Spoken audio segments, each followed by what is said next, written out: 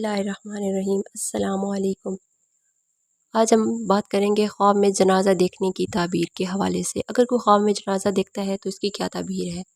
अगर कोई ख्वाब में जनाजा ले जाता है को देखता है तो दलील है कि साहिब ख्वाब इतने लोगों पर हुकूमत करेगा लेकिन उन पर जुल्म करेगा। और अगर देखे कि वो खुद मरा है और इसका जनाजा ले गए हैं और लोग जनाजे के पीछे चलते हैं तो दलील है कि शर्फ और बुजुर्गी पाएगा, लेकिन उसका दीन ख़राब होगा और उस कौम पर हुकूमत करेगा। और अगर देखे कि खुद मरा है, खुद मुर्दे का जनाजा उठा कर ले जा रहा है तो दलील है कि बादशाह की खिदमत करेगा और उससे खैर और नेकी देखेगा। और अगर देखे कि लोग इसके जनाजे के पीछे चलते हैं और हवा में है तो दलील है कि इस शहर का कोई बड़ा आदमी सफ़र में मरेगा।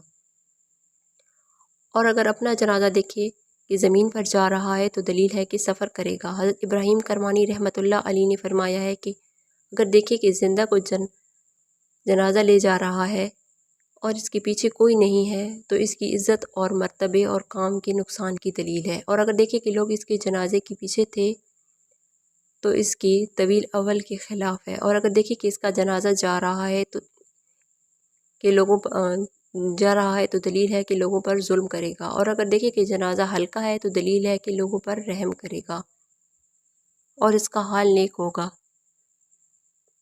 और अगर देखे कि जनाजे से गिरा है या ले जाने वालों ने इसको गिरा दिया है तो दलील है कि इज़्ज़त और मर्तबे से गिरेगा और इसका काम रुक जाएगा। हज़रत जाफ़िर सादिक रहमतुल्लाह अलैह ने फरमाया है कि जनाजा ख्वाब में तीन वजह पर है। अव्वल बुजुर्गी, दोम वलायत, सोम इज़्ज़त और मर्तबा और रफ़त।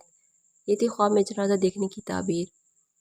अगर आपको वीडियो पसंद आई है तो लाइक, शेयर और सब्सक्राइब कर दें। तो मिलते हैं नेक्स्ट वीडियो में, तब तक के लिए अल्लाह हाफिज़।